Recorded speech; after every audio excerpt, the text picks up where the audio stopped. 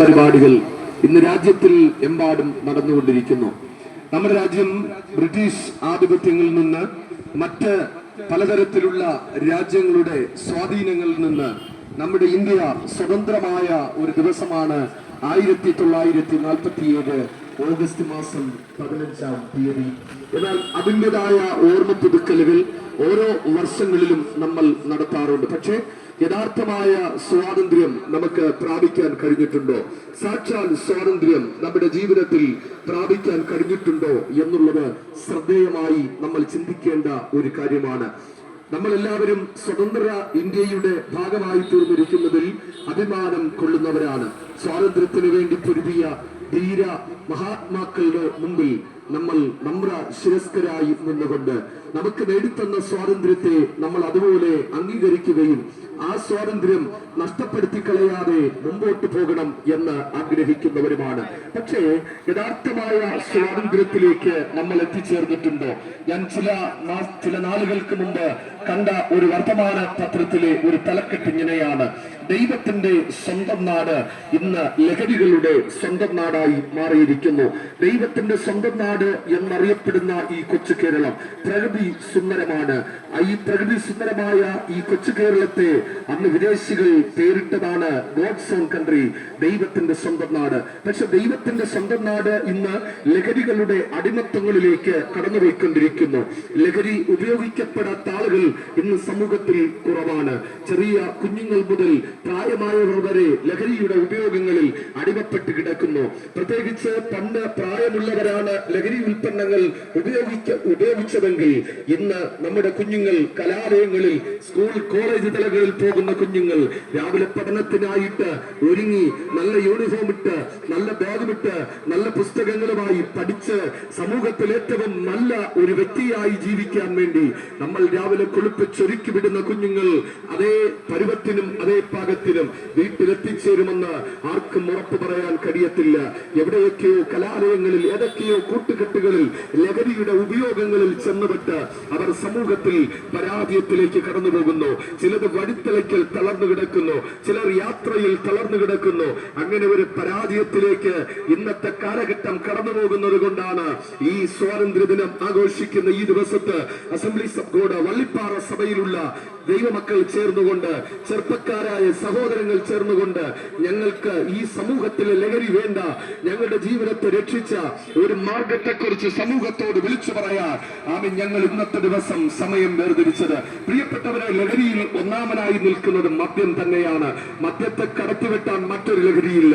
സമൂഹത്തിൽ മദ്യത്തിന്റെ ഉപയോഗം കഴിഞ്ഞിട്ട് മദ്യത്തിന്റെ അനുഭവങ്ങളിൽ നിന്ന് വേറിട്ട് നിൽക്കുന്ന ആൾക്കാർ കുറവാണ്. വിവാഹമായാലും മരണമായാലും അതേ ഒരു ജനനമായാൽ പോലും മദ്യത്തിന്റെ ഉപയോഗം നല്ല രീതിയിൽ മുന്നേറിക്കൊണ്ടിരിക്കുകയാണ്. മദ്യത്തിലൂടെ നമ്മുടെ ഗവൺമെന്റിന് കിട്ടുന്നത് കോടികളുടെ ലാഭമാണ്. അതുകൊണ്ട് ഇന്ന് മദ്യ നിരോധനങ്ങൾ പലതരത്തിലും പാസാക്കപ്പെടുന്നുണ്ടെങ്കിലും മദ്യം ഉപയോഗിക്കാൻ പാടില്ല എന്ന് പല പോസ്റ്ററുകളിലൂടെ, പല പ്രഖ്യാപനങ്ങളിലൂടെ നമ്മൾ കേൾക്കുന്നെങ്കിലും പ്രിയപ്പെട്ടവരെ, മദ്യത്തിലൂടെ കിട്ടുന്ന ലാഭം, ലഹരിയുടെ ഉപയോഗത്തിലൂടെ കിട്ടുന്ന ലാഭം അത് വിട്ടുകളയാൻ ആരും തയ്യാറല്ല. പ്രിയപ്പെട്ടവരെ, ഈ മദ്യം എന്ന് പറയുന്ന ഒരു വില്ലനായി തന്നെ നിലനിൽക്കുകയാണ്. പ്രത്യേകിച്ച് നമ്മുടെ വീട്ടിൽ ഓവനിച്ച് വളർത്തുന്ന ഒരു നായ്ക്ക് പോലും ഈ മദ്യം നമ്മൾ ഒഴിച്ചു കൊടുത്താൽ ആ നായ് പോലും നക്കത്തില്ല. കാരണം അതിന് ആവശ്യമില്ല, അത് നോക്കത്തില്ല. അതിന്റെ മണം അടിക്കുമ്പോൾ തന്നെ അത് മാറിക്കളയും. പക്ഷേ ആ പാനീയം പോലും നമ്മൾ കുടിച്ചുകൊണ്ട് സമൂഹത്തിൽ ഒരു പരാജയത്തിലേക്ക് പോവുകയല്ലേ. പ്രിയപ്പെട്ടവരെ, ഇതൊരു ബോധവൽക്കരണ സന്ദേശയാത്രയാണ്. മദ്യം ഉപയോഗിക്കുന്നവന്റെ കുടുംബം പരാജയത്തിലേക്ക് പോയിക്കൊണ്ടിരിക്കുകയല്ലേ. മദ്യം ഉപയോഗിക്കുന്നവന്റെ കുടുംബം ഇന്ന് ഓലപ്പുരയല്ലേ. ഇന്നും അവന്റെ വീട് ഷീറ്റിട്ട വീടല്ലേ. ഇന്നും അവന്റെ വീട് ഒരു പഴയ വീടല്ലേ. പിന്നെ കേവലം എന്തിനേറെ പറയുന്നു, മദ്യപിക്കുന്നവൻ ഒരുപക്ഷെ പഞ്ചായത്തിൽ നിന്ന് അവന് ചിലപ്പോൾ ഒരു പഞ്ചായത്തിന്റെ വീട് കിട്ടുമായിരിക്കാം. അതുപോലും പരിപൂർത്തിയാക്കാൻ കഴിയാതെ, വാതിലുകളോ ജനലുകളോ ഇടാൻ പോലും കഴിയാതെ, കയ്യിൽ പണമില്ലെന്നും പറഞ്ഞ് മുമ്പിലോട്ട് ജീവിച്ചു പോകുന്ന ഒരു കാലഘട്ടമാണ്. അവൻ സമൂഹത്തിൽ ഒരു പരാജയമായി ജീവിക്കുകയാണ്. എന്നാൽ ഈ മദ്യം വിൽക്കുന്നവന്റെ കുടുംബത്തിന് നേട്ടമുണ്ട്. ഏറ്റവും കൂടുതൽ നേട്ടമുള്ളത് ഈ മദ്യം ഉണ്ടാക്കി കൊടുക്കുന്നവർക്കാണ്. ഈ മദ്യം ഉണ്ടാക്കി കൊടുക്കുന്നവരാരും ഇത് കുടിച്ചു നോക്കാറില്ല. അവരിത് കുടിച്ച് ടെസ്റ്റ് ചെയ്തിട്ടല്ല ഇത് മറ്റുള്ളവരിലേക്ക്, കച്ചവടത്തിലേക്ക് കൊടുത്തുവിടുന്നത്. അവർ അതുകൊണ്ട് മദ്യക്കുപ്പിയുടെ ആ പുറച്ചട്ടയിൽ ഒരു കാര്യം ഇങ്ങനെ എഴുതിയിട്ടുണ്ട്, മദ്യപാനം ആരോഗ്യത്തിന് ഹാനികരമെന്ന്. ഇത് തിരിച്ചറിഞ്ഞിട്ടും എന്തുകൊണ്ട് ഇതിനെ നമ്മൾ വാങ്ങി കുടിക്കുന്നു? എന്തുകൊണ്ട് ഈ കാര്യങ്ങൾ തിരിച്ചറിഞ്ഞിട്ടും നമ്മൾ മുമ്പിലേക്ക് പോകുന്നു? പ്രിയപ്പെട്ടവരെ, ഈ ലഹരിയിൽ രണ്ടാമതായി നിൽക്കുന്നത് പുകവലിയാണ്. പുകവലി എന്നത് വലിച്ച് അകത്തേക്ക് വിടുന്നവർ മാത്രമല്ല, പുറത്തേക്ക് വിടുന്നതിലൂടെയും അനേകർക്ക് രോഗത്തിന്റെ കണികൾ പിടിക്കുന്നു. പ്രത്യേകിച്ച് പുകയിലയിലുള്ള നിക്കോട്ടിൻ എന്ന രാസവസ്തു അത് നമ്മുടെ അകത്തളങ്ങളിൽ ലങ്സിൽ പ്രവേശിച്ചിട്ട് ക്യാൻസർ പോലെയുള്ള മഹാവ്യാധികൾ ഉണ്ടായിക്കൊണ്ടിരിക്കുന്നു. അങ്ങനെ ഇന്ന് സമൂഹത്തിൽ ആ ക്യാൻസർ രോഗികളുടെ എണ്ണം വർദ്ധിച്ചു വരുന്നു. ഉപയോഗങ്ങളിലേക്ക് മനുഷ്യരെ കൊണ്ടുപോകുന്ന ചില ശക്തികളുണ്ട്. അതിന് പറയുന്ന പേര് പാപമെന്നാണ്. പാപത്തിന്റെ ശക്തികൾ. പാപം മനുഷ്യനിലേക്ക് കടന്നിട്ട് അവന് രക്ഷപ്പെടാൻ കഴിയാതെ വന്ന് പാപത്തിലേക്ക് മനുഷ്യനെ വലിച്ചിഴച്ചുകൊണ്ടിരിക്കുന്ന ശക്തികളുണ്ട്. അതിൽ നിന്ന് പൂർണ്ണമായ ഒരു വിമോചനം നമുക്ക് അത്യാവശ്യമാണ്.